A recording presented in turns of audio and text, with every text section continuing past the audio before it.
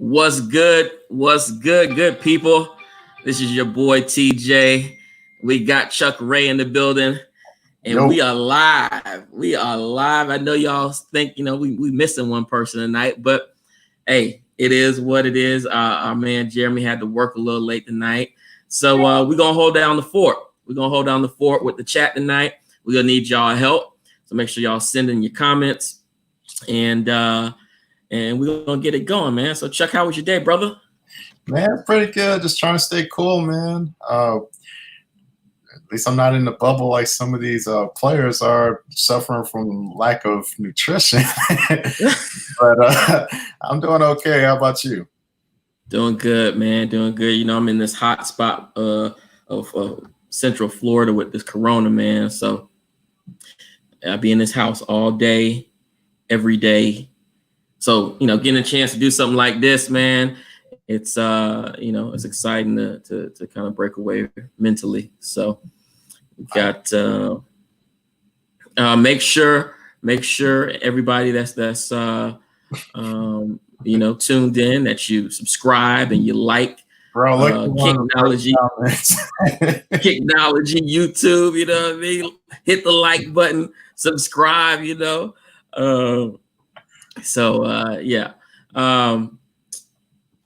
Let's see what we got. Shonda's in the building. What's up, Shonda? How you doing? So let's get this. Actually, I think Greg just joined us. Let me get him on in here. What up?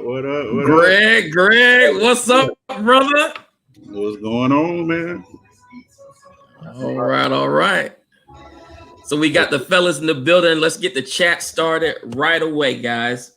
So first thing we want to talk about, I know that we've kind of seen everything that's been going on with the NFL, with the NCAA, with the NBA. Let's start off with the NFL tonight, fellas. And Greg, tell me, man, who would you say right now, if you were a owner of a team, or a GM, and you had to start that team with any QB that's playing right now, obviously, who you taking and why? Well, see, yeah, no one ever likes my choices. I know the obvious reason is to take Mr. $500 million man, Mr. Pat Mahomes. But you know what, though? If I had to start a franchise right now and we had to put all the QBs in one draft, I'm going with Deshaun Watson, man. Reason for that, I mean, outside of what you know now, but if you didn't know what you know now, you just had to pick a blind selection. I like him just because he's proven, man. He's clutch. He proves that he could play under pressure. He's a great pocket passer. He can get him wheels if he got to. I don't know, man. I've been watching the kid since he was at Clemson, man, and I was glad he graduated because he was tearing Florida State up. So, yeah, that's who I go with, man. I like Watson, man. That's like one of my favorite quarterbacks right there. Okay. Chuck Ray, weigh in, big dog. Man, I have to agree with my boy Greg here. Like, outside of Patrick Mahomes, I got to go with my guy Deshaun Watson down here in Houston. And the reason why I got to go with him is not necessarily about his arm strength or his intangibles or whatnot, but it's his leadership, the way that he carries himself out, and he attracts it to along with his teammates. He showed that when he first was going through the draft. Bill O'Brien brought him here in Houston, and the team just clicked with him from the start. And some of the things that he's done off the field with his charitable work, like building homes for underprivileged families, and just coming from his own background of having a home given to him by, I think it was Warren Dunn's foundation. Coming from that background, I think gives him an advantage of him being humble and being able to work well with people. And I think that's going to carry on throughout his career. The only thing that's holding him back is Bill O'Brien. And hopefully within a year or two, they could get rid of him and bring in a legit coach. Okay. Now, before I weigh in, let me get in a couple of these comments. Let's see. Don't take Jeremy's job. It's already took. I'm done. He done. Oh. Jen, I'm here. It's Stephen A. Jones. You know what I'm talking about? We can't make no promises, Jen. Whatever happens. Stephen A. Jones in the building, Jen. Okay. Let's see what else we got. Natalie Jones, what's up? What's up, sis? How you feeling? Good to see you. What's up? I see Jeremy, you're trying to sneak in. You're supposed to be working, not yeah, it's working. What to do? I gotta get that Tom Brady in.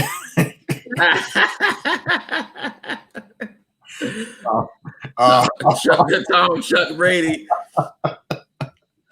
All right. Yeah, so listen, fellas, I love what you guys said about Deshaun. I don't disagree at all. I think he's a stud. He's stellar, but that's not my pick.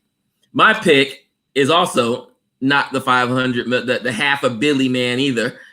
I'm going with none other than your Action Lamar Jackson. Okay. Give me Action Jackson all day. I love the swag. I love the hype, and he's unpredictable. Not everybody, but some people like to try to put him in the box and say he always runs and all this kind of thing. But he is a game changer because the defense doesn't know he can complete accurate passes. They have now given him even more weapons for this upcoming season.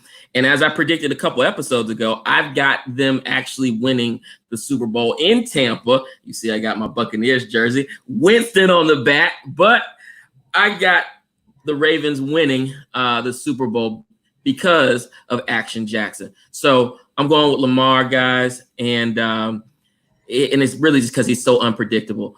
And I think he keeps the defenses on their toes, and they don't know what's coming at them.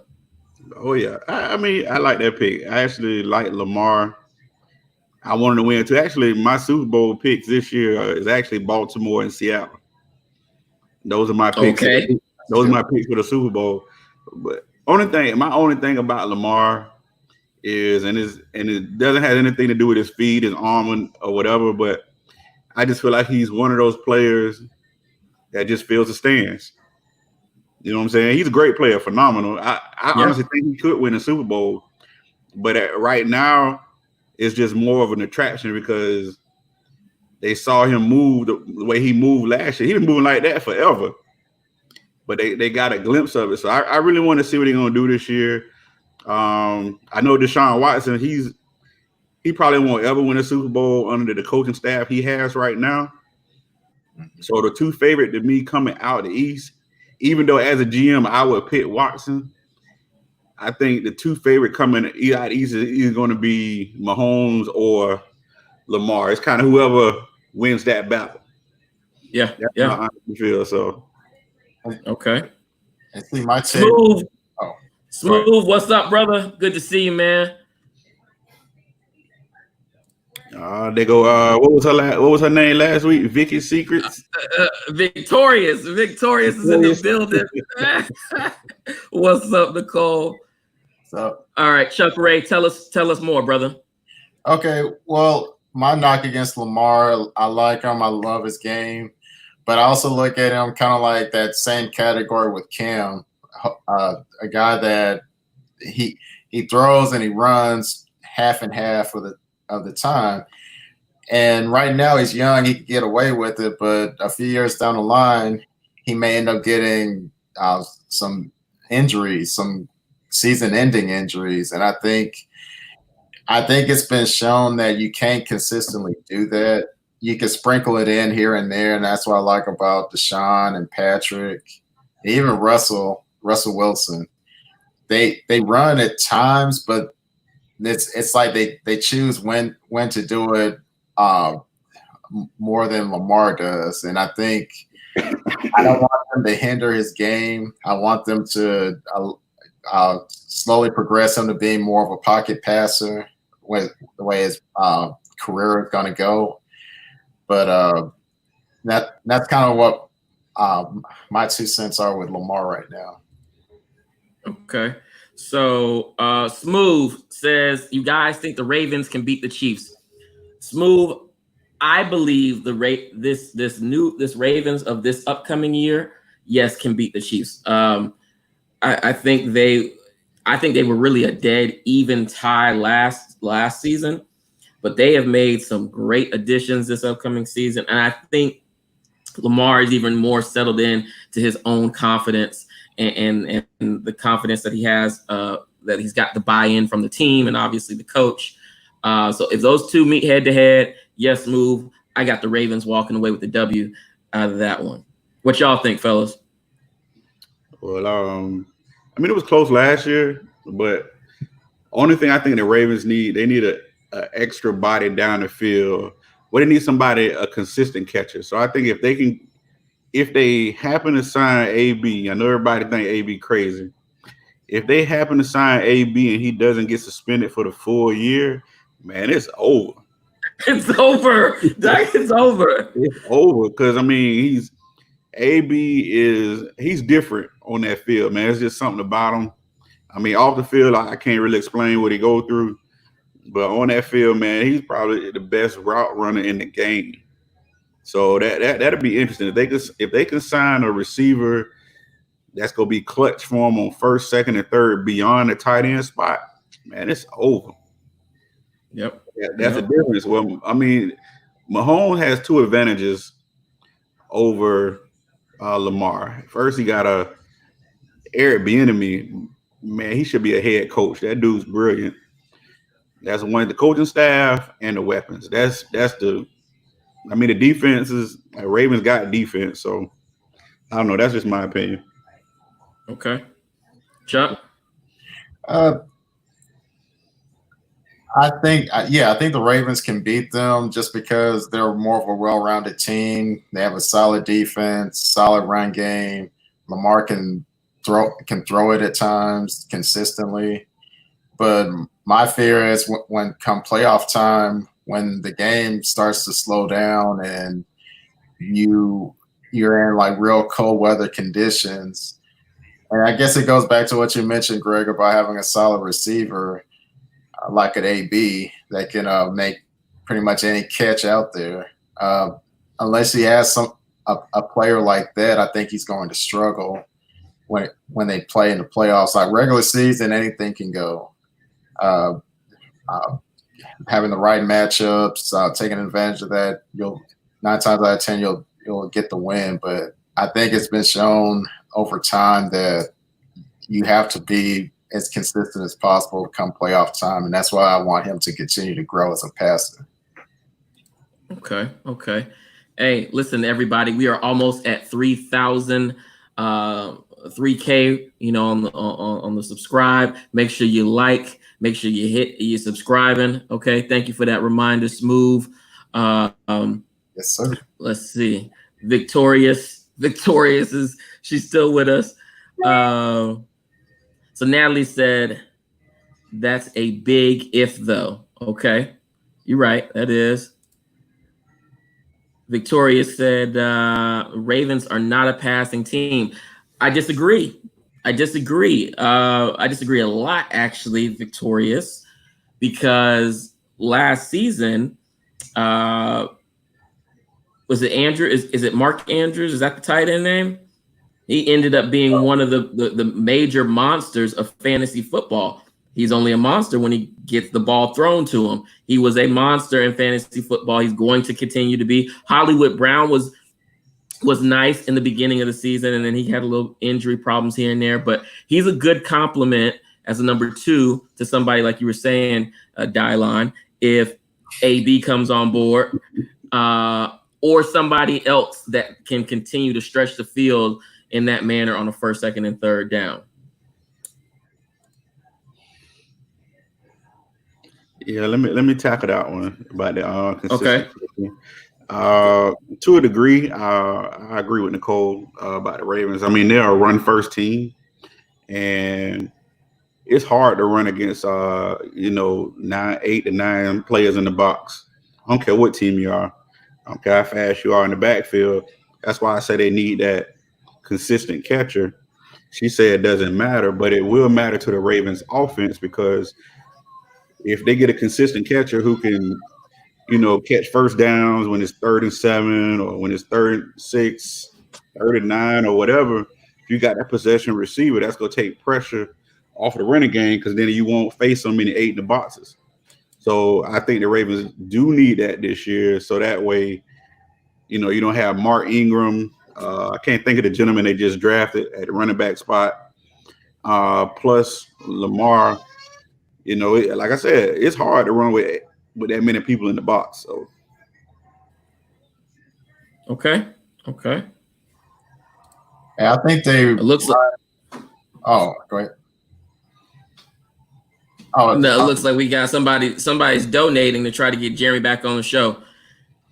Listen, this is Stephen A. Jones and then the crew, man. We good, but thank you. We appreciate it. Who's this KICKnology that keeps trying to? I have no idea, man. I don't know. If he keeps talking, we may have to kick him off or something. I don't know. Bobby, Sneaker World, what's up, brother? Glad you could join us tonight, man. Go follow this guy. He's a YouTuber, just like this random guy that's writing to us right now. This KICKnology guy. I don't know who he is, but go follow Bobby Sneaker World. Hit that like for Bobby. That's fantasy football, TJ. Not the same thing. Again, I hear you. I just think that they are a better passing team than people like to give them credit for. What's up to my kicks? What's up, man? Who Dat Nation? You see, I'm rocking Jameis for the Who Dat. Yeah, I still, you know what I mean? I told you, only way Jameis see the light of day, let's they put Willie Beeman on you, boy. Another YouTuber, go follow him whenever you get an opportunity. DGMW, a consistent catcher will help, but they've done extremely well with their run first style. I don't see it switching up. Not saying that they're going to switch it up. I don't think they will. Yeah, I wasn't saying they go change their offensive style, but when you watch a team's film from the previous year and you see what they do best, your objective is to try to take it away from them. So to counter that, if you get a possession receiver that allow you to get back to what you do best, because then you won't have so many players cheating in the box. That's all I was trying to say. I'm not saying, if the way they run, you got to run. You got to do it. You don't get away from who you are as an individual or a team. You just try to better that position. So the way to better it is to get them a possession receiver so they can continue to do that run first style. So I mean, that's what you want to look for. Yep. KICKnology person said, facts, love y'all boys, y'all killing it. Hey, we appreciate that, brother. Thank y'all. Thank you for looking out for us. Appreciate that. I got 5 on Stephen A. Jones. Okay, sis, I see you. You got 5 on it. Hey, rolling with that. I got 5 on. Hey, GB, give him a little quick freestyle, man. Give the people a little quick freestyle. Yeah, I charge. I'm like, Jay, I got to get 1.2.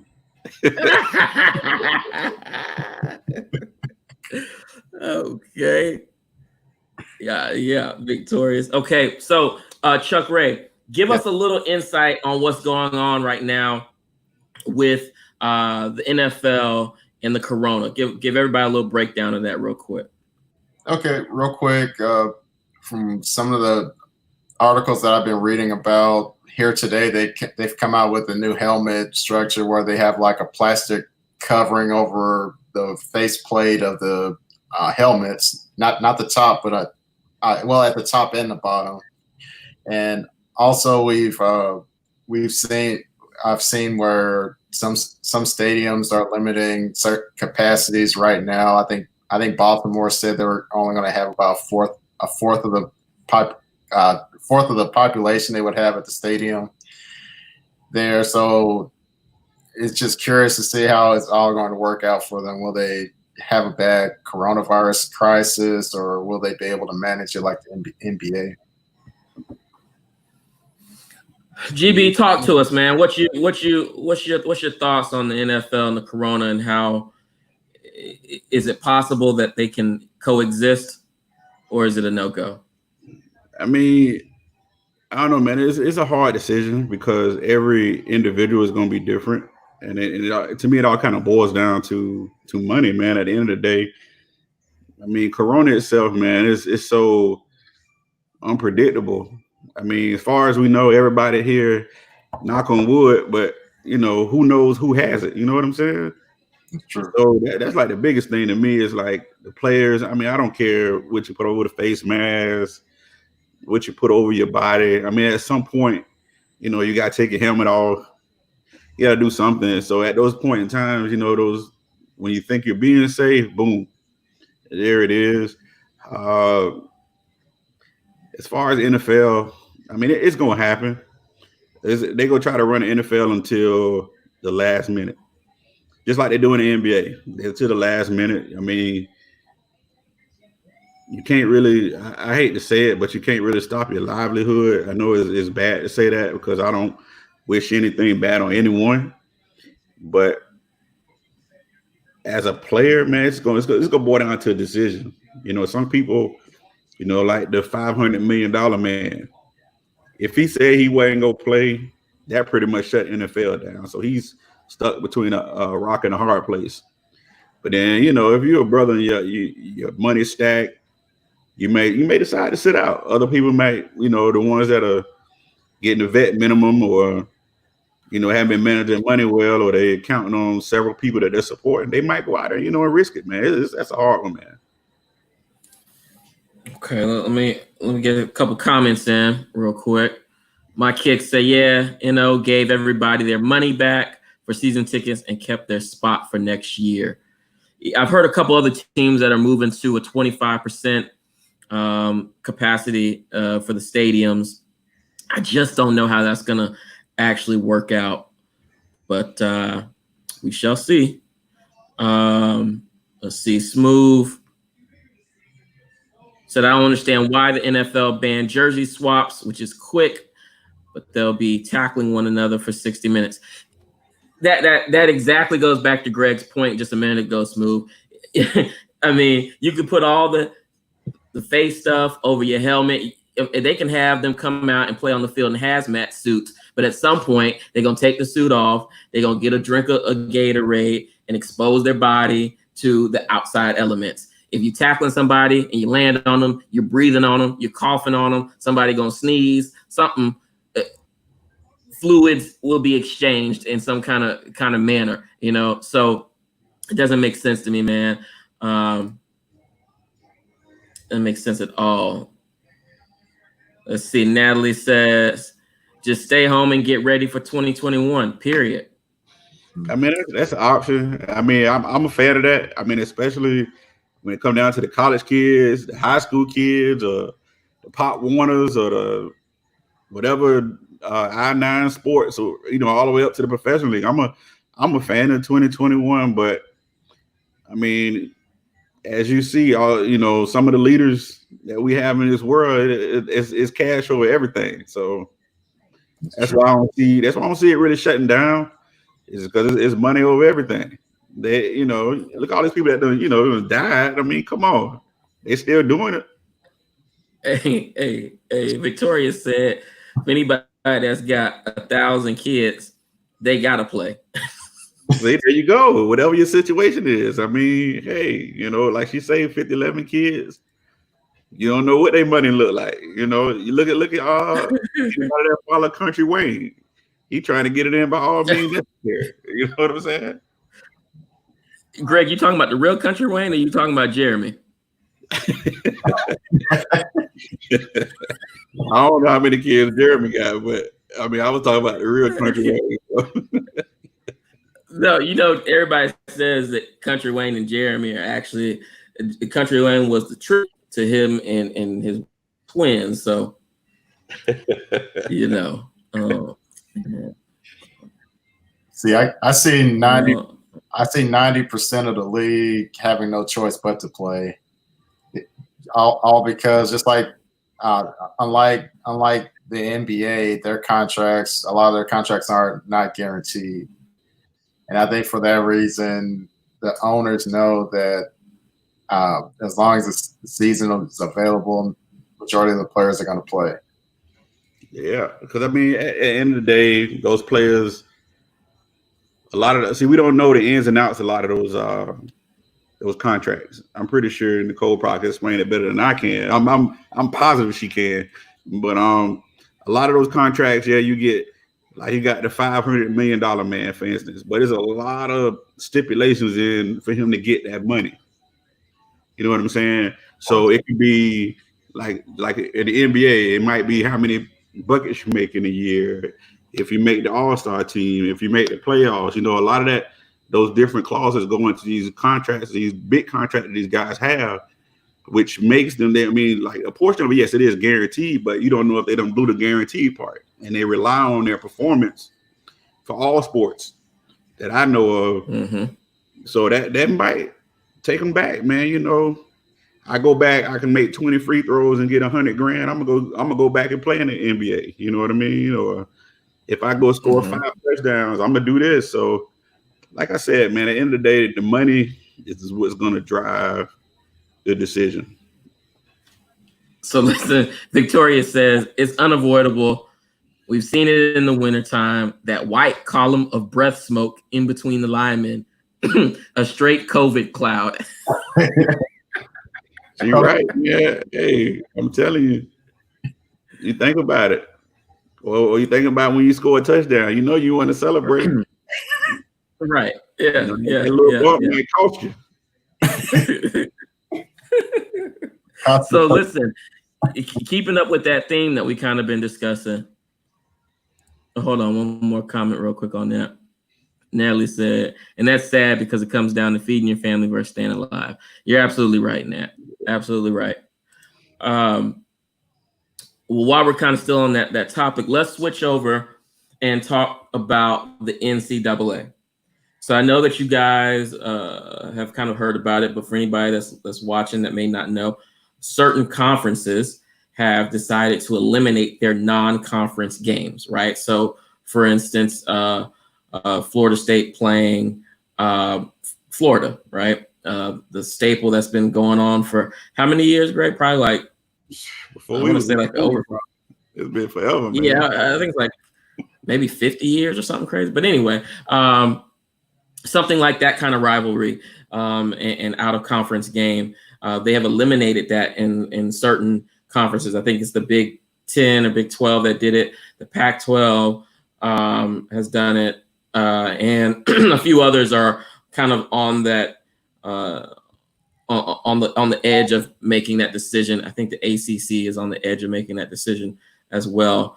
Guys, let's weigh in and tell me your thoughts on what you think about this. And you know, on this one, I'll start out real quick and just say that I don't think that eliminating non-conference games helps the situation any.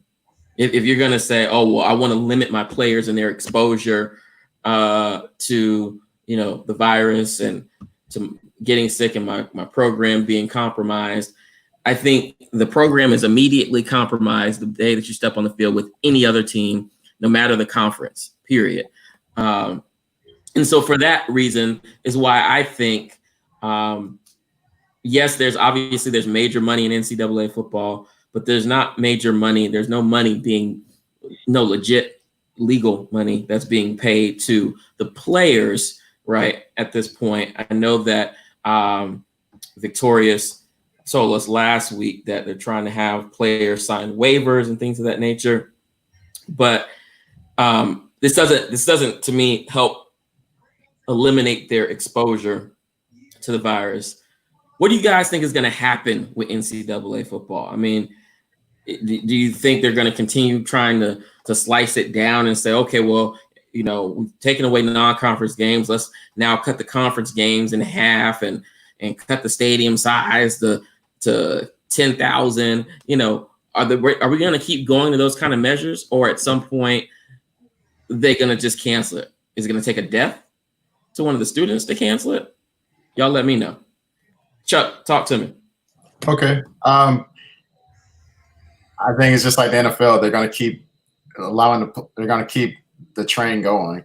I think what they're going to end up doing is probably only have them play 2-3 weeks at a time, and then have them have like a break for about a week or two. So that way, if there are any, so you could, I guess you could prevent having a large spread of the virus to the whole team. You can take out a few of the players that have the virus, allow them to get better, and that's just my thoughts. But I think what they're doing with the in-conference games, in a way, I could see why they're doing it, because, say, for instance, if they're playing against a team that's one of the smaller teams they play, a lot of the bigger schools play against, they may not test as often as they would. Maybe they're planning to test players 2-3 times a week, whereas the smaller schools may not even test them maybe once a week or once every other week. So I think they're trying to prevent problems from occurring. But on the plus side to that, I think that's also cool, where by the end of the season, you're not going to have like questions about who deserves to be in the playoffs for college. Whoever wins out should be the ones going to the playoffs. I'm talking teams like ACC, Big Ten, maybe Big 12, SEC, those conferences in particular. Okay. Victoria said that NCAA will start and end up getting shut down by week 3. Hot take. GB, what you think, man? I don't know, man. It's like, again, I say, man, it's a hard decision. I think if they do plan just to play conference games only, then you're gonna have to change the layout of the playoffs, because as we know, when you watch ESPN, everybody know ESPN love the SEC. So they're pretty biased. When you beat the SEC team, it's always whatever team that was. They didn't play like this, or they didn't play like that. So I if they happen to make it through the season by not playing any non-conference games, I would like to see the playoffs kind of, you take 12 conferences of their pickings, however they pick them, and then just have a 12-team playoff that way. I think that's a lot more fair than, the way they've been doing right now, especially, what's going on. I kind of agree with Nicole a little bit. I mean, they're going to start up, and then, like you say, if somebody passes away, then it's going to get shut down. I don't think it'll get shut down until one or two things happen, unless you have hundreds of cases and a death, or just a death alone, that might shut it down. But again, man, it's money at stake. It's a lot of money at stake here. You got the NCAA make money, the schools make money, the players trying to set themselves up to make money for their families. I mean, because you don't know what background these kids come from, but especially if it's a black kid, there's a high percentage what kind of lifestyle they come from. So I mean, it's a lot to take in. I mean, if you shut it down to 2021, then now the NCAA is, are you going to reward these kids with 2 more years of eligibility, 3 more, whatever the situation is? So a lot kind of come in to it, but I'm pretty sure, if you're a star athlete at some level, you probably got clauses out the wazoo kind of built in your insurance thing that these guys be getting. So I'm not sure how that works out. But yeah, man, it's just strange times right now. That's just point blank, period. I mean, man, this COVID thing, I mean, I don't know how accurate numbers are, or, And I think the main thing, a lot of us don't really know what this COVID kind of entails. You know what I mean? Is it the flu on steroids? Is it something we've never seen? I mean, obviously COVID's been out for years. It's just the unknown is the fear, man. So I don't know. It's hard. Mm-hmm. It is hard. It is hard. Nicole says, if a player contracts a disease and the state's guidelines require the player to quarantine for 14 days, what do? You could end up with no players available in a given week. That's true.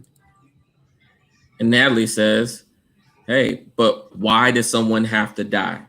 Hashtag again, sad. So, you know, I agree with everything that you guys are saying. I agree with Nicole and Natalie in this. I mean, I definitely think that a student athlete, a person, if they're at a professional level, should not have to pass in order for the league to now have their eyes opened up to say, oh my gosh, we can't have massive amounts of student athletes or professionals dying because essentially we want to keep the business rolling and make our money. With that being said, it also doesn't make sense from a competitive standpoint if you're going to throw out, competition, and then a whole team or half a team or one or two of your star players has to sit out for more than 2 weeks, essentially, to get healthy. I mean, in a regular world, sitting out 14 days in the playoffs is unheard of. They're gonna shoot you up with whatever you need to be shot up with to get you back on the court, to get you back on the field, either get you back on the ice, whatever the sport is. You're gonna play come playoffs unless it's broken. Like, unless it's broken, you're gonna play. So it's hard, but I agree. I think that's the only. It's either death is gonna make it stop, and or if the numbers are so crazy that our government shuts everything down again, and they're forced to stop. And again, just like your sister said, man, that's it, man. It's just, and the craziest thing is how our mindsets are locked on that. That's the crazier thing. It's like everything that's happening right now, regardless of what it is, you always throw death in the sentence. That's the craziest thing. Yep. That's sad. So while we're riding this theme, let's jump over to the NBA.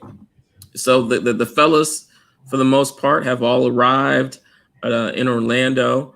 We got a glimpse at how they living in their little quarters and their hotel rooms and what they eating. And a few people let us see that they brought their rap studio with them. They brought their video games with them. A little glimpse into their lives, which is kind of cool. But at the same time, you got a couple people who aren't there and or have tested positive.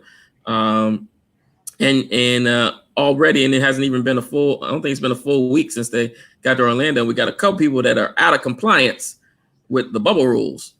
So Russell Westbrook, Houston Rockets, said today that he has corona. He, I guess, got it before he got to Orlando, so he will be taking some time to get better before he joins them in Orlando. And then you had, and Chuck Ray helped me out with the names, but I believe there was 2 guys that came out that broke the rules of the bubble today, I believe, and will now have to self-quarantine in a hotel room for more than a week before they can join in on getting back to just practicing.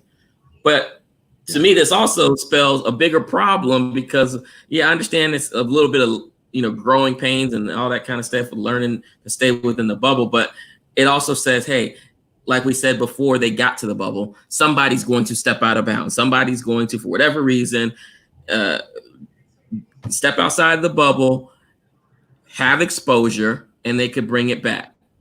I don't believe everybody in the bubble will be able to be fully accounted for at all times to say, okay, well, now you have to stay put for 8 10, 14 days, and they're going to do that without being in contact with somebody else. So the one gentleman or one player that I was talking about, I have to pull it up in a second, but he was Rashawn Holmes with Kings. Sounds like a scrub player. Okay, that's one. And there was one other. You got that one, GB or Chuck? I don't know. One of the dudes from the Rockets. That was one of the guys who broke the quarantine. Oh, I know. What's it? Yeah. I can't pronounce his name. I know it started with a C, Calabolika or something crazy like that. Yeah. But I saw that earlier. But I mean, it's like this, man. It's hard to tell someone who makes that kind of money what to do. And the reason I put it that way is because that's their mentality. So, you know, some people have that, okay, I'm an NBA player, I'm a whatever player. You can't tell me what to do. And then the fact that you in Orlando, come on, man, that's a lifestyle within itself. Orlando has a pretty good nightlife. I mean, I'm not saying it's nothing like Miami or Atlanta or, you know, other cities. Or Tampa. Yeah. Well, nobody listens in Tampa. So obviously we can see that. But you know, it's hard to make those players, I guess, succumb to a different lifestyle where they probably living in 10,000 square foot homes and running around doing whatever, and now you concealed to a dorm room. I'm pretty sure the bigger players like the LeBrons and the ADs and the Kawhi Leonards and, you know, people at that level, I'm pretty sure they got penthouse suites and, you know, everything else imaginable because of who they are. And I don't even believe them type of players. I don't even believe they stay in hotels. That's just my personal opinion. But hey, that's just me. But I mean, people selfish, man. That's just how it is in life. I mean, you think about it when, you know, you first go to college, and if you was a kid who had curfews and your parents was all on your back, and all of a sudden you get to a FAMU, FSU, Georgia State. Then you're down to the moon. You down to the moon. Is what I'm saying. You out. So that's just how I feel about the players in Orlando. But my thing is, like, what do you do? Okay, so Russell Westbrook, he has COVID. Do they ship him out the bubble or does he stay in the bubble? You know, and if he comes back, do other players fear that he's still carrying the COVID? Is he treated differently? You know, what does that element look like? Well, see, Russell Westbrook, he never even made it to the bubble. It was like right before they took the flight, he tested positive, and he's still in Houston, I believe. So he'll okay. Hold on one second, Chuck Ray. Let me add it. D Reed is here. Let's add her in, and then we're gonna get your comments. D Reed, he is in the building. Burn, burn, burn, burn, burn, burn. What's up, D Reed? Oh, we can't hear you. We can't hear you, D Reed.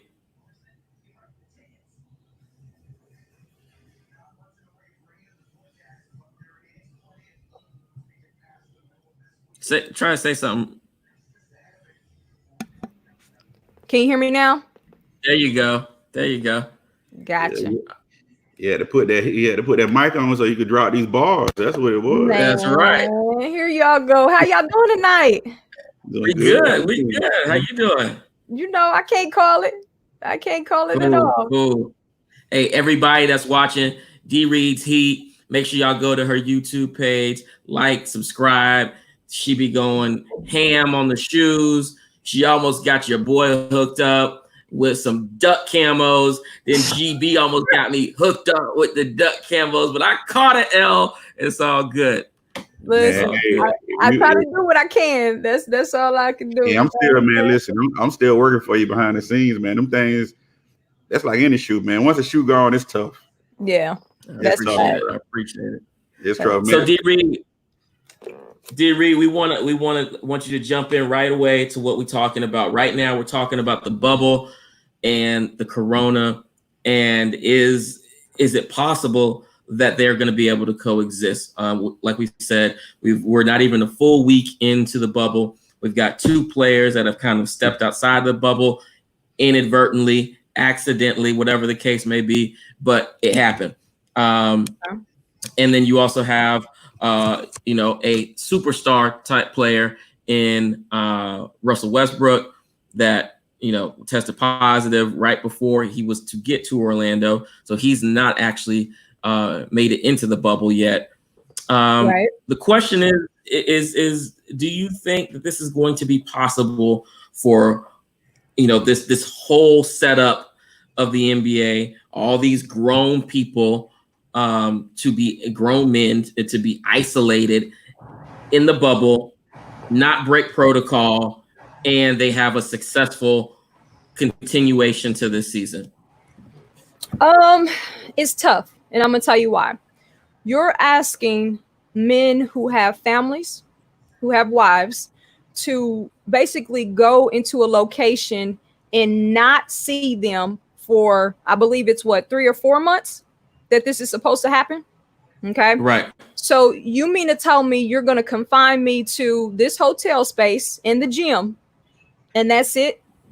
I cannot see my wife nor kids. What we have to remember is a lot of these guys are used to either bringing their families on the road, okay, traveling however they choose to travel, right? So, and now you're asking them to completely isolate themselves. Not to mention, you want them to play in front of no fans.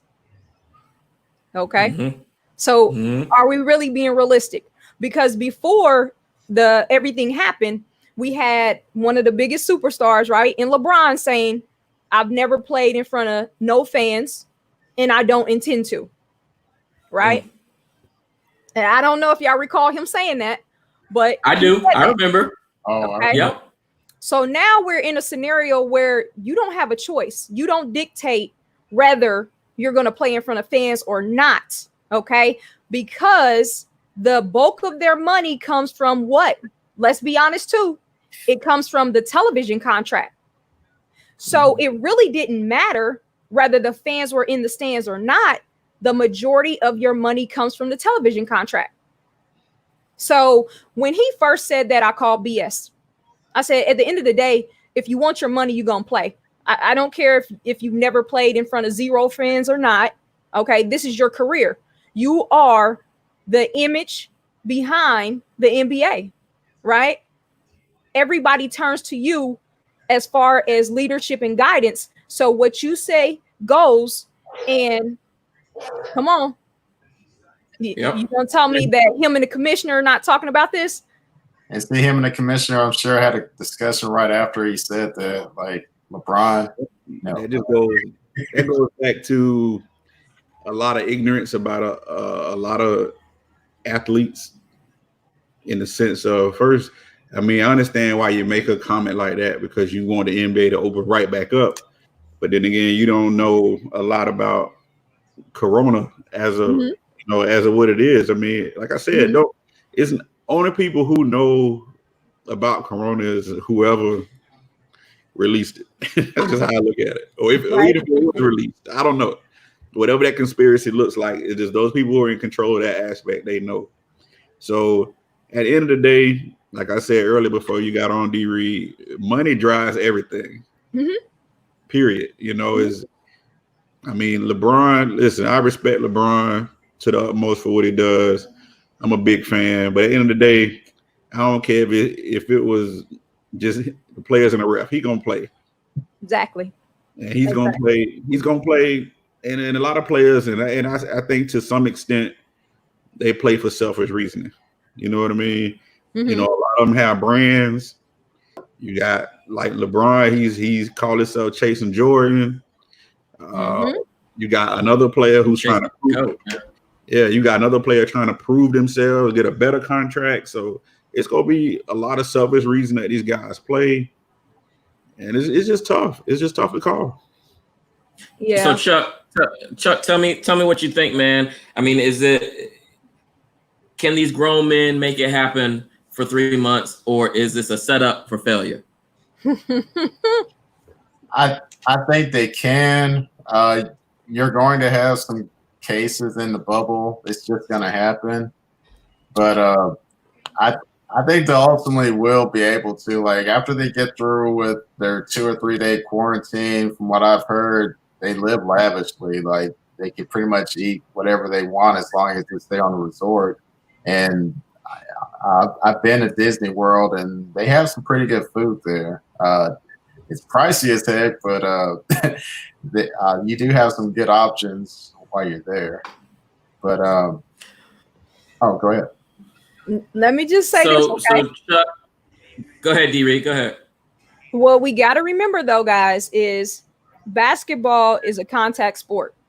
Okay, so it's not like baseball where you get up to the plate, you know what I'm saying, and you're not really in that 6 foot distance, right?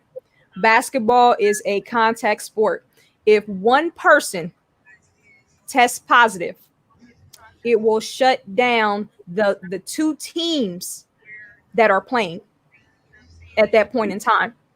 Okay, so now you are starting to eliminate teams one by one.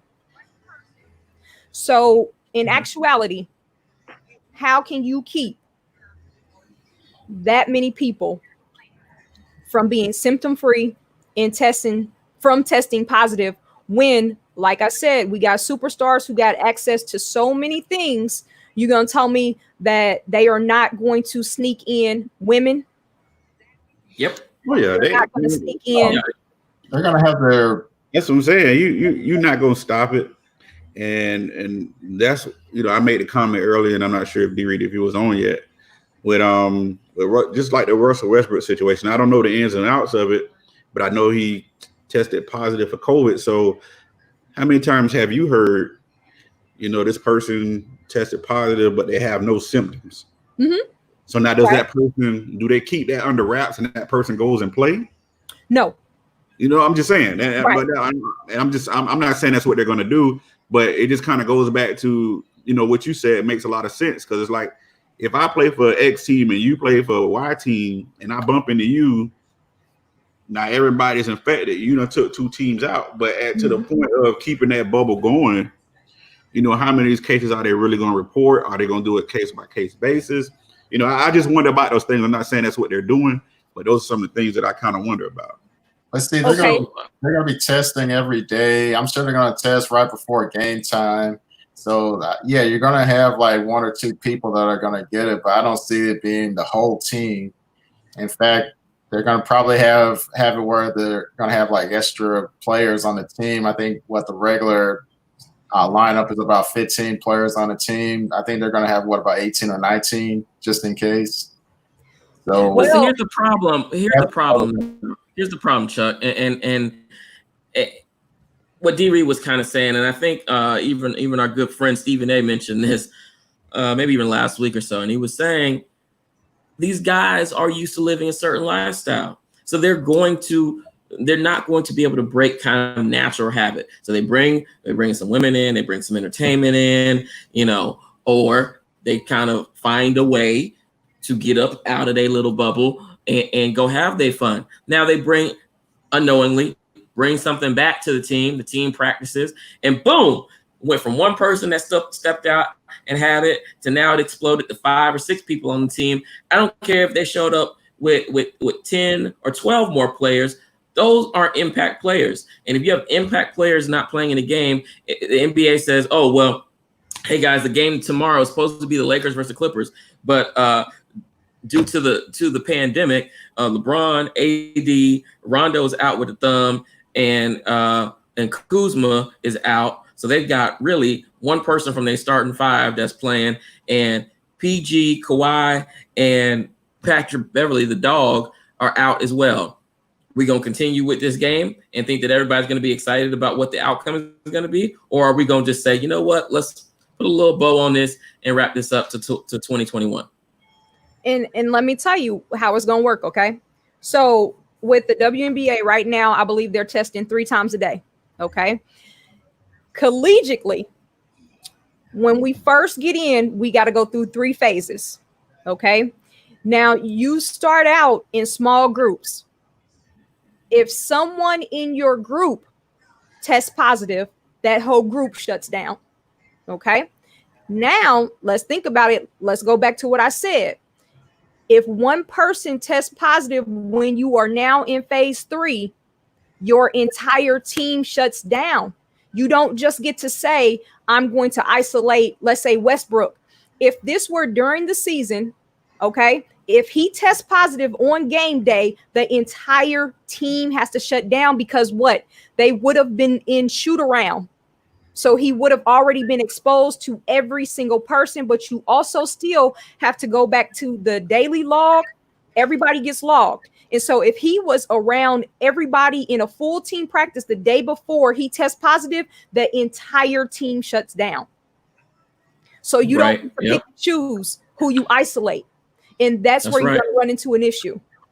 And so to me, call it a wrap. But I'm going to tell you, I said this before the season, before they predicted it was started.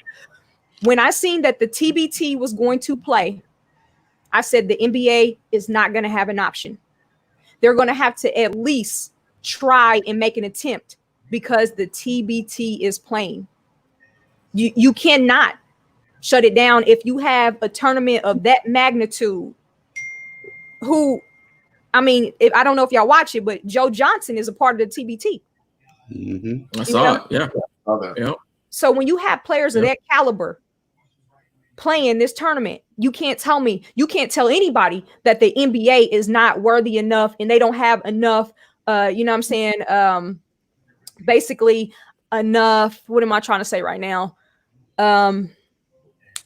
Protocols, money. They don't have enough resources to get it together.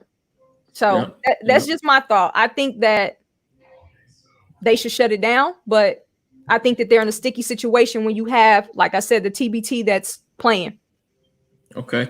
Let's get a couple comments in here real quick. Kim Strong, what's up, sis? She says, and they're in Florida. You're right. We the hot spot right now. Myself, Greg, we in Florida right now, so we already know what time it is. KICKnology showing some love to D Reed. Go support my sis. YouTube link in the description. Like, subscribe. Smooth. There you go, GZ. I like that. What? The Seminole face mask. Smooth said, hopefully they'll be able to finish out the season. It's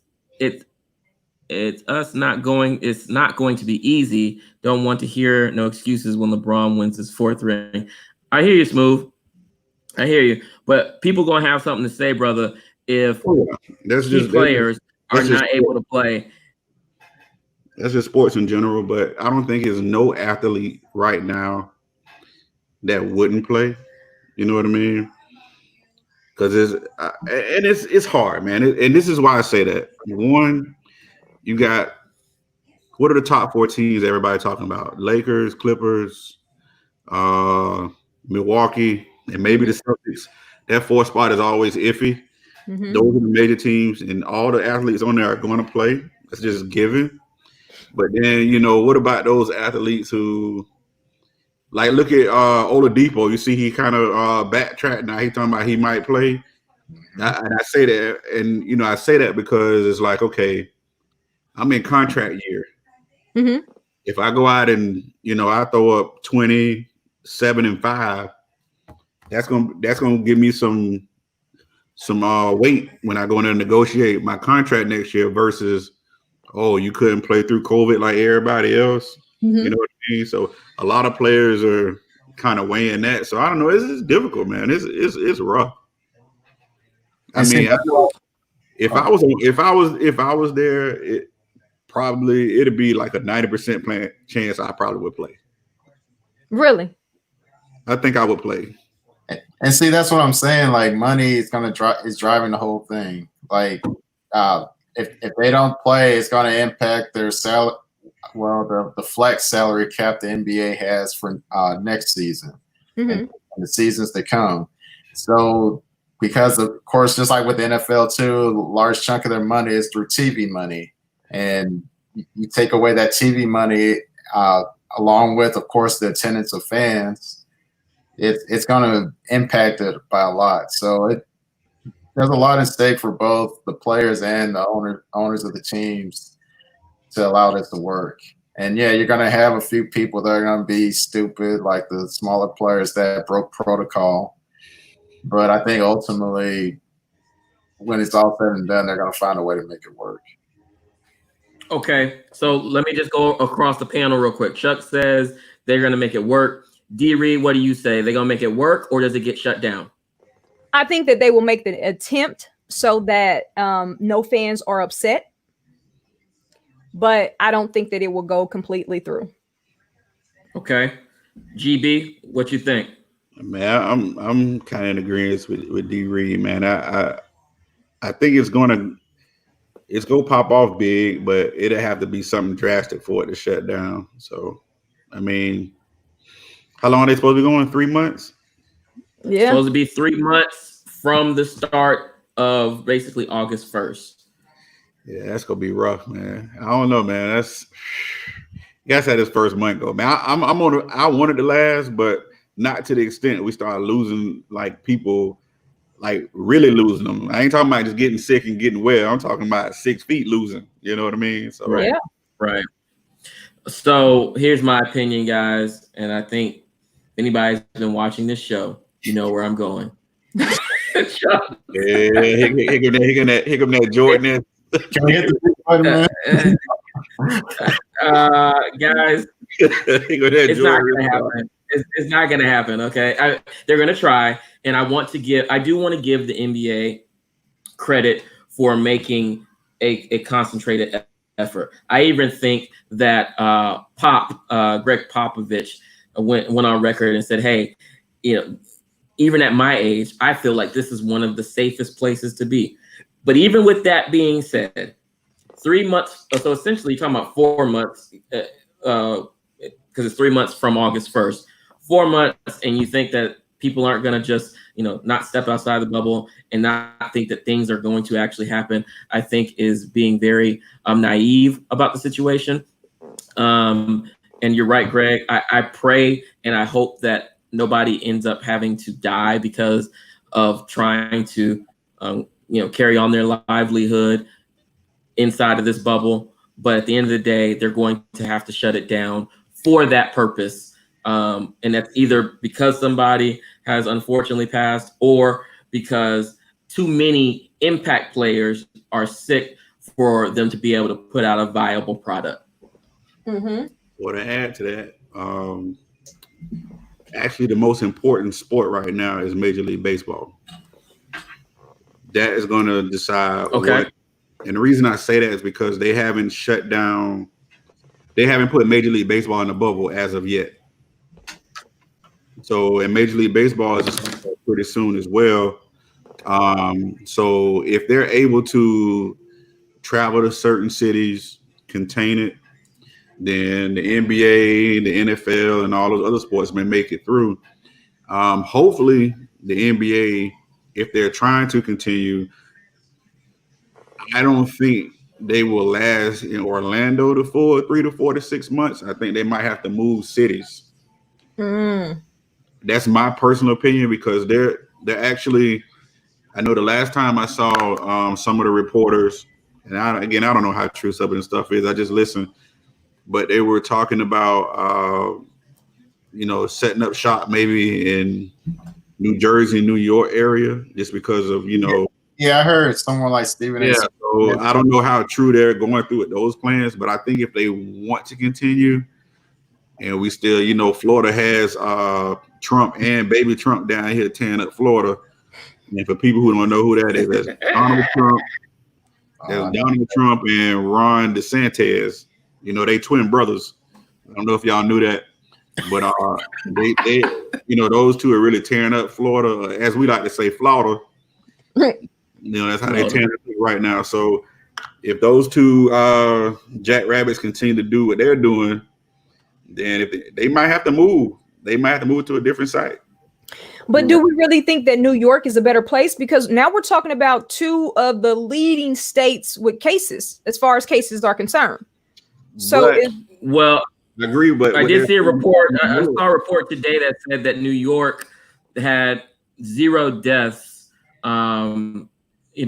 over a 1 day period, essentially having a complete turnaround from being an epicenter not too long ago. So, yeah, so obviously they have a better leadership system in New York than they do here in Florida. So, well, we've seen that. We've seen that out the gate. You know what I mean? We knew what that was about because he was pushing the envelope to get his people what they needed out the gate. So absolutely. That's well, true. I mean, it doesn't help that this gentleman they got as president lives here, lives in Palm Beach. That doesn't help. So running around with no mask on. Kim's got a question. Kim's got a question for the panel. If the players in the bubble get COVID, do they still get compensated? Yes, they still get paid. I'm pretty sure it probably depends on what their contracts look like. And They those contracts paid this season. Even the guys that are sitting out, they're getting paid. You know what? I'm not gonna say that they shouldn't get it because they test positive, but if you cannot participate, then I mean, why am I funding you? See, that's what I'm saying. That's why I said earlier, it's a hard decision. It's kind of like why am I funding you? It's like for your effort. But I'm just saying, it kind of goes back to what you were saying. It's like people got families. They used to bringing families. They used to doing this. They used to doing that. And if their lifestyle can't stay the same and they got a choice of whether to play or not play, and there's no fines, then if they say, okay, I don't want to play, and then it goes back to what you just said, well, why am I funding you? You see what I'm saying? So that's what I'm saying. It becomes a difficult choice. Okay, so let's talk about this, right? So Westbrook just tested positive. He has a wife and 3 kids.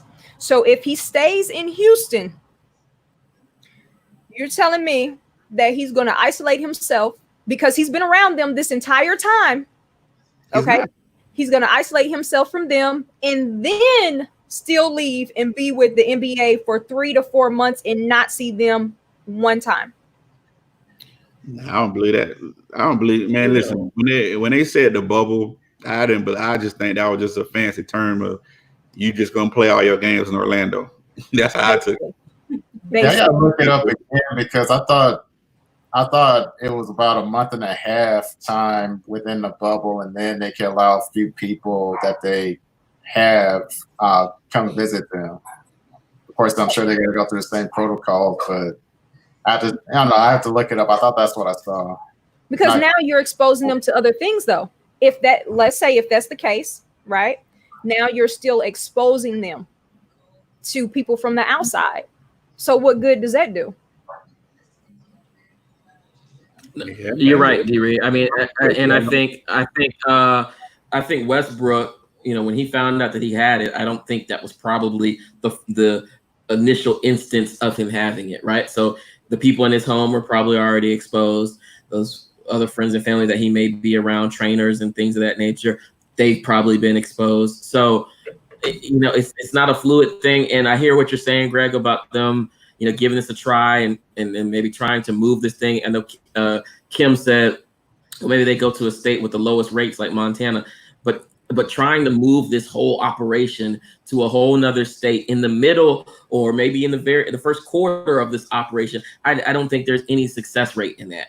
If there was going to be a plan B, then they should have went with the plan B instead of trying to do Orlando first.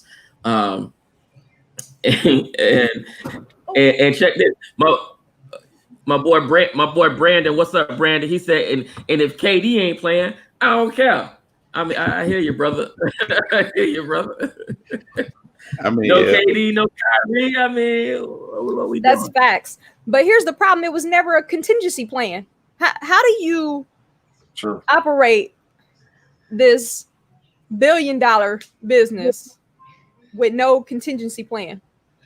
Yep, and I think a lot of it fell back on nobody really knows what this COVID entails, because when they first set everything up in Orlando, Florida wasn't a panic state mode at that present time.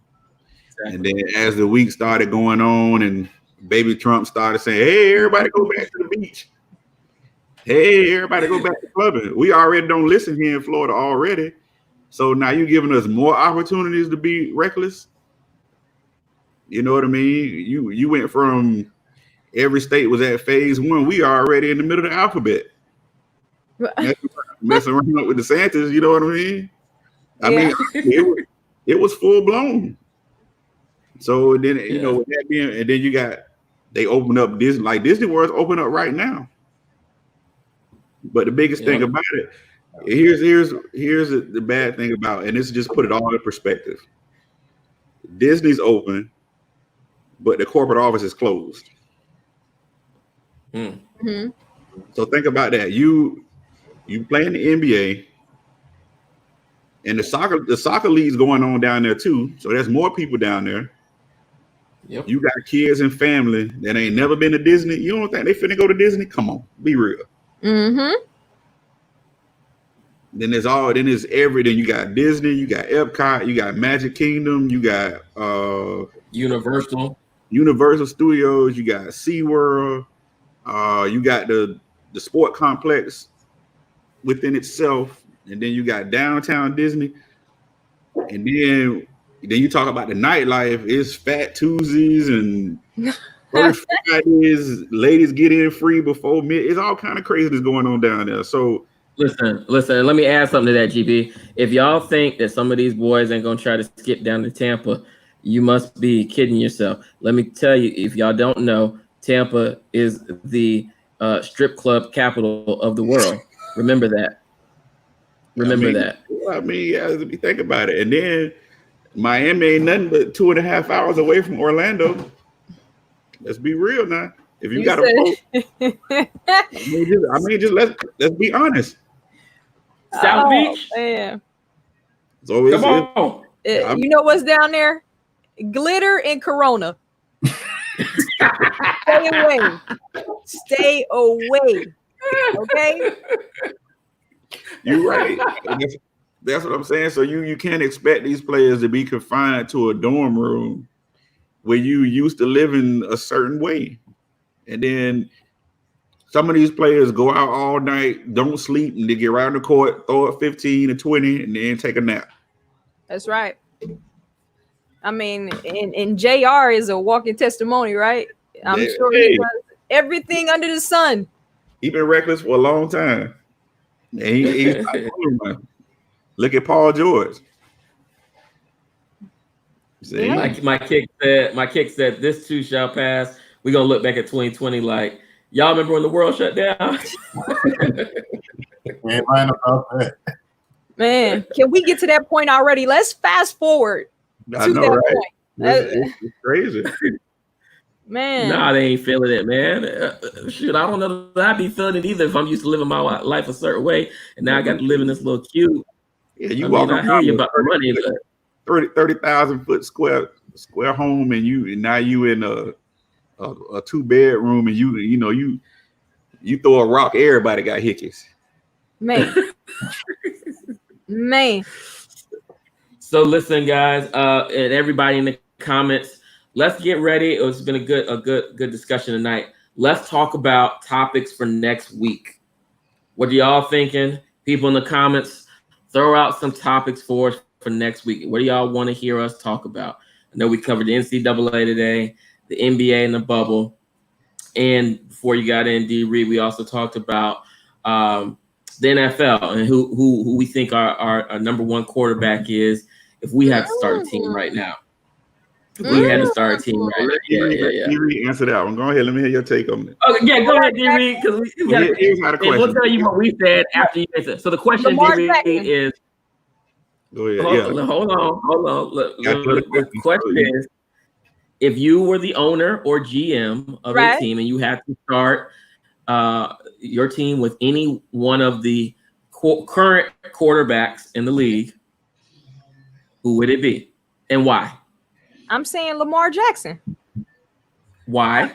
And I'm going with him because what you got to understand is this.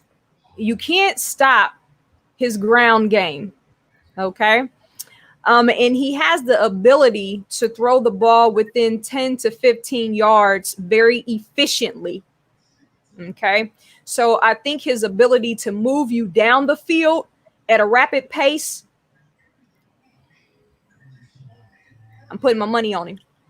Okay. Now, Go ahead. I will need some solid pieces around him. But as far as durability, as far as courage, athleticism, he has it. He has the package.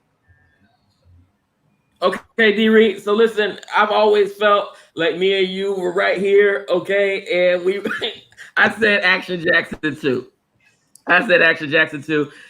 Chuck Ray and GB, they went with Deshaun, which is a great pick. I love Deshaun Watson. I do. I think he's one of the most durable. He's one of the most durable quarterbacks in the league. I've seen him be great in college, taking down my team. I've seen him be great now in the pros with a bad coach. Right. So I don't see anything wrong with the Deshaun pick, but I'm going with Action Jackson as number one for the exact same reasons that you went with. So we got a 2-2 split on that one. We're gonna let KICKnology chime in on that one whenever he gets a chance. Hopefully you off of work by now, brother, and you can let us know who you think your number one quarterback is. I will say this about Tom Brady. About those two quarterbacks, though, right? Deshaun is going to think the game. Lamar is going to react to the game. Good point. Oh, D-Reed bringing the heat. Hey, I mean, like, listen, I'm not, like I said before, I'm not against Lamar. Listen, I'm outside of Deshaun Watson. That's like one of my next favorite quarterbacks anyway. I like Lamar. I like what he's doing. I like the touchdowns and you flexing and you chest bumping, like all that, man. I'm a fan of that. And for the people who don't like you to celebrate, hey man, stop me. That's how I look at it. I like people get dunked on and they doing. I like all that, or they break your ankles and look at you, man. I'm a fan of all that. That make the game exciting. So. And then the reason I said all those things is that's how I feel about Lamar Jackson. He's a big excitement, so he's gonna fill the stands. He's gonna do everything. Once he gets that extra receiver, there's a limit. But I mean, it's hard, man. That'd be a hard pick, man. But I don't know. I don't think either way you can go wrong. Listen, Deshaun. Let me go ahead. Let me throw out this quick question, and then we'll start to wrap up for the night. So D Reed, you picked Action Jackson, Chuck GB, y'all picked Deshaun. Who's your number two though? Who's your number two? If that quarterback that you pick is off the board for whatever reason, it got picked up already. Who are you going next? I go with Russell. Yeah. Great. And keep in mind, this is if we're not counting Patrick Mahomes. He's in another atmosphere. So No. Patrick Mahomes is a part of this. Exactly. He's a part of this. Exactly. I mean, he is. I picked Action Jackson over Mahomes. He's a part of this.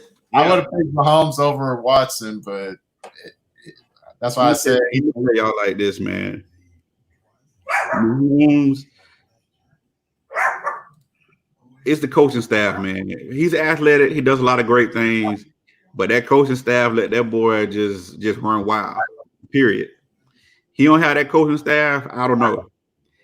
I don't know. I don't know if he goes down the field because I mean he didn't in college. All he did was throw the ball 60 times a game. So I don't know. I mean, like she said, somebody don't disagree. I mean, they probably mad at me for saying that, but.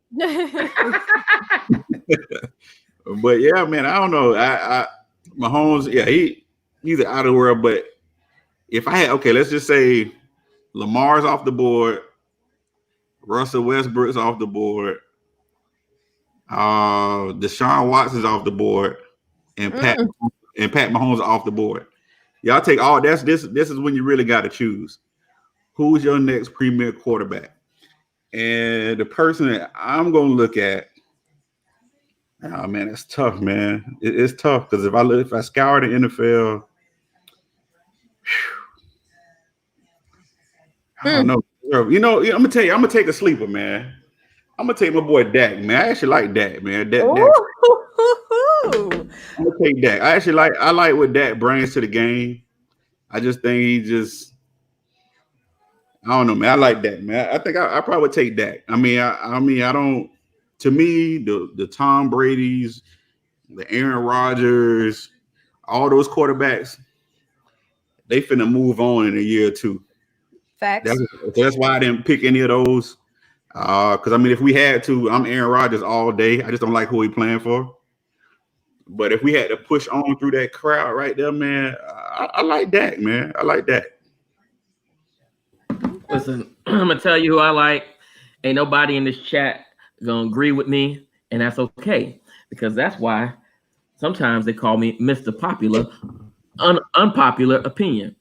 So with all them boys off the chart, I'm going with your boy, famous Jameis Winston. You hear me? Famous Jameis Winston. Why? Because the man is a winner. He slings the ball. Don't look like that, D-Reed. He slings the ball like no other in the league. Okay? The man done dropped 20 plus pounds. He done leaned out. He done got his eye surgery. He can see all the way down the field. I guarantee y'all, none of y'all want to bet me that he's not going to throw nowhere near 30 interceptions this season if they play. And the man is a winner. He is a winner. He's the best college quarterback to come out of the NCAA within the last 20 years. Boom. Jameis Winston, give him to me. Let's go. Can I wake up now? Can I wake up? I got a question for you. Where did Jameis Winston go to school at, and where did you go to school at? That is irrelevant, Chuck. Okay? It's irrelevant, Chuck. Please wake me up when you stop the shenanigans, okay? What you got, D-Reed? I mean, y'all took all of them off the board, man. You got to pick one though. You got. I mean, you still got the old school cats. They still there. GB just said he wouldn't take them, but they still there. Who you got? You know what? Somebody that's very efficient, okay, that I do not like right now is that man. I'm not even gonna say his name. In New Orleans. Oh, Mr. Breeze. Okay. Yeah. Hey, I don't like him right now, but he got a Willie Beeman. He got a Willie Beeman game coming to him. Yeah, somebody gonna take him out. They're gonna take them knees out. They are. Let them take them knees out. Yeah. He's just very smart and very efficient. And before this whole tangent that he went off on, I think that his team would have been in a very good space to do something this season. But he's always been very solid, very dependable. So, I mean, I would definitely, if the rest of the guys are off the board, that would be my next up, because I really can't go with Tom Brady, because I feel like he's on that last leg. He's on the last leg. Like I can't. So Smooth, I feel like you kind of hating on my pick about Jameis Winston with this comment. Don't do that, Smooth, because me and you are right here. Okay, we've been there since the last dance. Don't do that, Smooth. Nah, Nicole, we talking about your subject now, football. Yeah.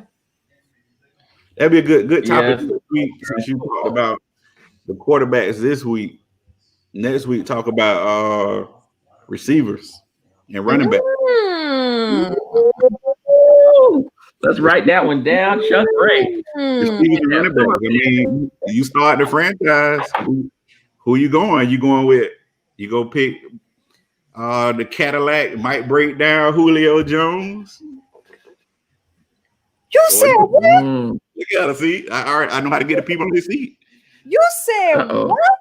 See, I'm saying, who do you pick? I didn't say I wasn't gonna pick him, or do you pick? Okay. You said the broke down Cadillac. Hold on, D-Reed, hold on. You ready, boy? We got to give the people what they want. Julio like that. Don't ever disrespect that man like that. We got to give the people what they want. Okay, so all right. So GB, so next week we're gonna take wide receivers, running backs. Mm-hmm. Who do you pick? If you start the franchise, and you know you already done picked your quarterback. You like okay. Building your fantasy team right now. Mm-hmm. Yeah. Okay, so here's the thing. So next week, y'all got to keep who your pick was for quarterback. Okay. GB and Chuck, D-Reed, me and you, we riding with Action Jackson. That's right. And we gonna add in what we gonna add in, Nicole? We go skill. She said skill position. So you gonna add in yeah. There you go. Next week you go wide receivers and running backs. I'm gonna tell you right now. There's one person y'all can't take off the board, because if I got Action Jackson and this running back, anybody that's playing, it's fair game. Anybody that's playing. Just none of us picked Patrick Mahomes, but I'm pretty sure some people in the panel, or even Jeremy, they might pick Pat Mahomes. He was on everybody. If you're playing right now, you own the board. Okay. Hey, Smooth, we might do that, Smooth. Now, little known fact, GB has had one of the longest standing elite fantasy football leagues. I had to remove 3 people. I got spots. Let me tell you how long this has been going. This has been going on since like 2006 or 7. Yep. It's major. GB, I need to be added back into that this year. So I'll just go ahead and put me back in there. Because I took a little hiatus. I took a little step away. But Nicole says, about Julio, he's known to blow a flat tire here and there, and I ride with ATL. She lives in ATL. She's a Falcon. Old flat. Them hands. Come on. Let's talk about them hands. I understand. If he's gonna be your pick at wide receiver, we gonna be in disagreement. I'm just gonna say that, but we're gonna say that next week. No, I just said put some respect on his name. That's all I said. I didn't say he's gonna be my first pick. I just said put some respect on his name. No, we got respect on him. On Julio.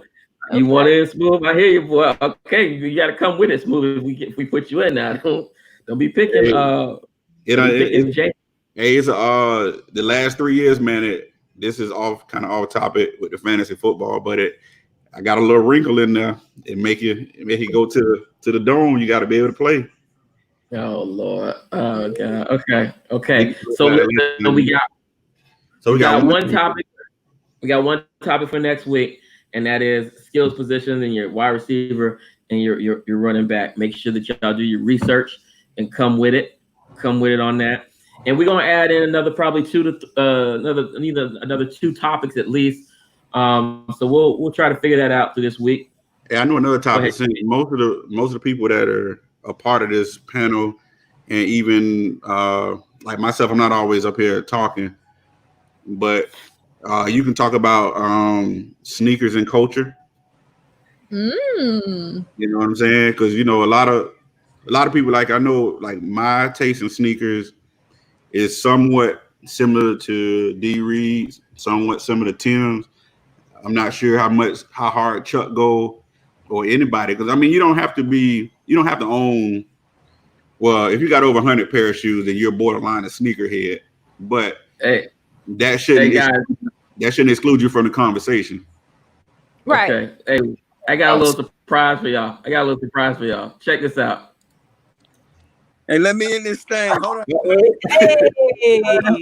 What's going on? Hey, like I got my man, what you got on your head? Hey, this my sweat catcher when I'm getting them buckets out there, man. You know what I'm saying? Oh my God! Oh yeah, I did see Jeremy. He put up 60% on y'all the other day. Hey, Tim, was it really 60% though? Yeah, one of those don't count. Okay, well, hey, I'll take 50%. Chuck, let me see you get 10. I'm gonna do the challenge this week. I will post it and show y'all how to shoot. Okay, period. Hey, Done Tim, deal. make sure your goal's at 10 feet. Make sure you are a little goal. Okay, let's keep it 100. Let's keep it 100. Absolutely. Listen, don't come on our show with this stocking cap on your head again. Hold on. Hey, hold on. Hey, Chuck. Yeah. Oh.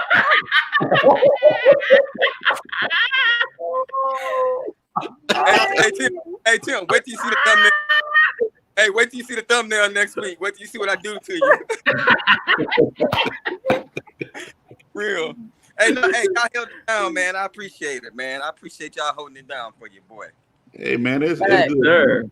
It's always like I've told a couple of y'all, man, to have this on the Monday, man, it kind of just bring a little different part of the day regarding, everything else that's going on in the world. So always good to come in and, tell some jokes, drop some knowledge or receive it. So that's always a good thing. Yeah, I kind of did, and I heard y'all talking about the NBA, my Lakers winning. I feel y'all rocks with y'all for that.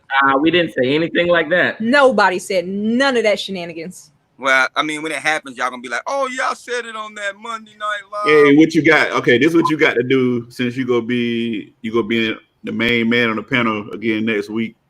All of us have picked a quarterback. So the question is, if you can start with any current quarterback playing right now, all of them in the draft, and you can pick one to start your franchise, who would you pick?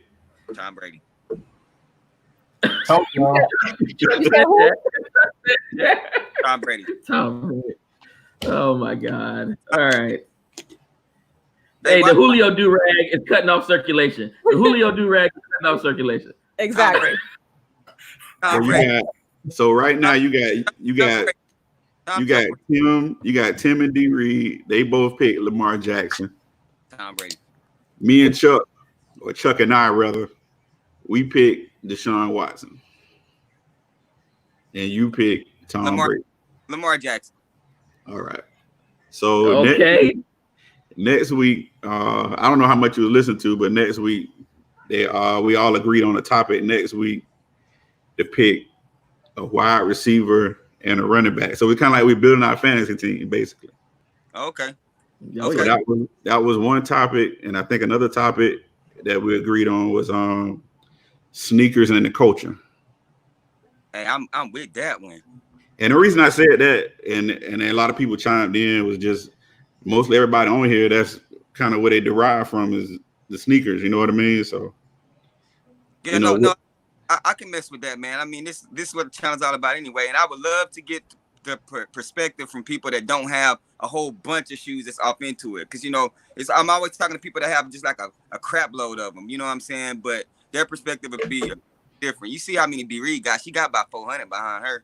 Look at that. Look at that. Good Lord. You see that? And they in them drop. Hey, she ain't even showing y'all the shoes that's not in boxes. You see what I'm saying? Golly. Quick question: if y'all had to estimate how many sneakers y'all got, what y'all think y'all be close to? I can't say that. Jeremy, I've been to his house. He's probably got about 450 pairs in that room right there where he's in. Boy, he keeps a whole bunch in his trunk too. Boy, what? Hey, Tim, what house you been at? And what person you know? Oh, 50? Dog, come on, brother. I've been to your house. You got about 450 in that room. Jen, it's true. Come on now. No, so hey, D-Reed, how many you think you got? Well, you probably already know. It is definitely near the 200 range. I probably have about, to be honest with you, probably about 80, 85 pairs, something like that. I don't have that. Bro, stop lying. This alone is 1, 2, 3, 4, 5, 6, 7, 8, 9. That alone is 100, or is 100 right here alone. See, you know what? The thing is I'm a big sneaker collector like both of you guys. I just don't have the patience to do a YouTube channel. For real? Yeah, ask him, man. I got shoes out there. Greg got 300. What's And he get them and then he turn around and sell them. So this is the thing. Everything is about perception. All those boxes you see up there are empty. It looks like I got way more shoes than what I have. Those are empty boxes. Most of them. See, why do I always trying to call me out? Nicole, I like that topic too. Hey, we got another topic for next week. I like that. You first she quoted the movie for you. Y'all talk about that on y'all own stream. We ain't talking about that on my stream. This is a sports thing. It's sneaker thing. It ain't got nothing to do with no hip hop. No, hip hop is sport. Hip hop is sport. You talk about that. Hey, y'all already know I'm R&B. Listen, I can't do that with no this is topic number 3. And if Jeremy disagrees, I'm about to kick him out. Hold on. Hey, Tim, let me go and keep in the KICKnology back office and keep you out. Hey, y'all, we want to thank y'all for joining tonight. We had a good time on the show. You're a fool. Hey, hey, thank you guys so much for holding it down.